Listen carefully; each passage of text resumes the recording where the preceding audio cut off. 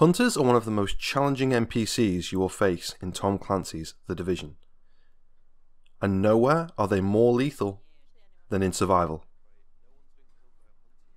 Survival is where we first encountered the Hunters. We knew nothing about these dark figures, other than they are well trained, merciless and lethal. In survival, Hunters spawn once you fire your flare to try and escape the frozen New York. One hunter spawns per player at the extraction. Even if you're solo, if a second solo player arrives at your extraction, a second hunter will spawn as soon as the second player enters the area. Hunters are equipped with many of the skills, weapons and abilities used by players.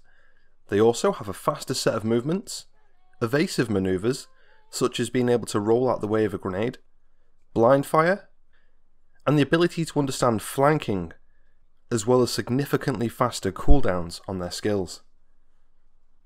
Hunters carry a long and short range weapon combination, such as a sniper rifle, with a submachine gun or shotgun.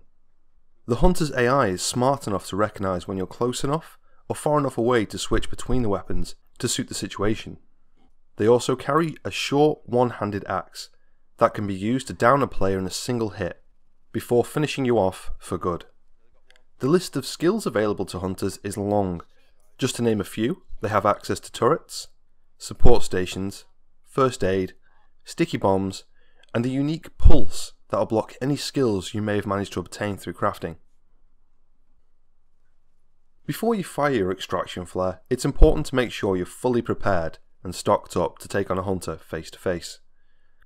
Be sure to be fully stocked on medkits, and if possible, craft an extra medkit pocket, just in case things go wrong and you need to use a medkit to pick yourself up.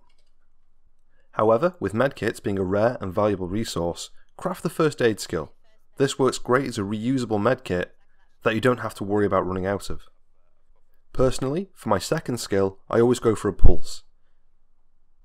Not only because this is useful the whole time you're in survival, but also because hunters can be hard to spot. It helps you keep track of their movements.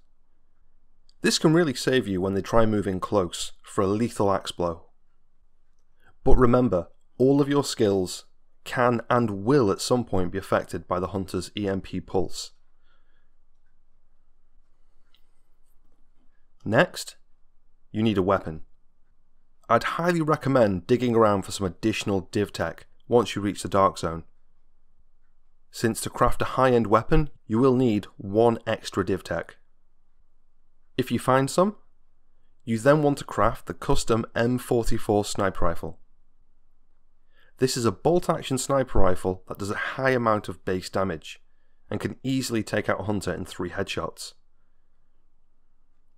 If you are unable to find any extra div tech, you can craft a purple sniper rifle. This won't do the same damage as the M44, but will still give you the ability to keep the hunter at a distance. Now you're geared up and ready to head out, but now you need to decide where you're going to extract. There are 2 areas I'd highly recommend looking at: the rooftops in DZ02 or the park in DZ03. If you make it to the rooftops in DZ02, once you fire the flare, head down the scaffolding north of the roof.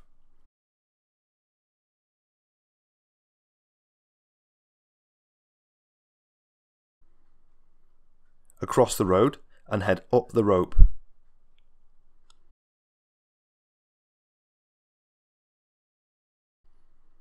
With care, this is a great spot to snipe hunters, as long as you avoid incoming sniper rounds. But my personal favourite is the park in DZ03. Once you fire off the flare here, head to the building to the west.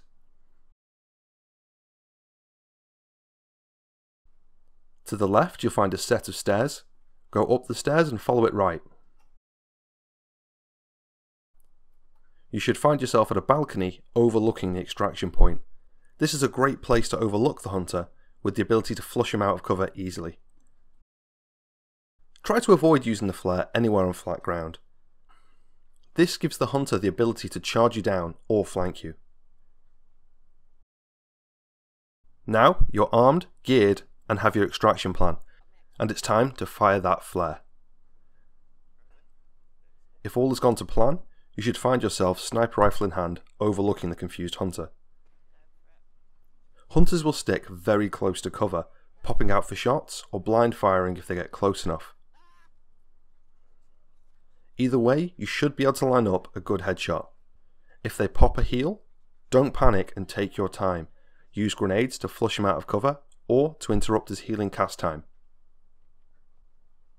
Once you've managed to dispatch your hunter, keep an ear out for any other approaching players looking to jump on your extraction.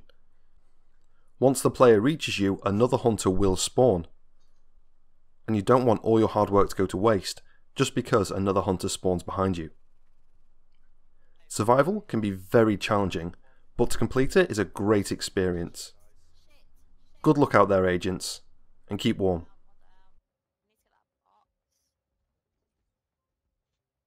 I hope this video helps.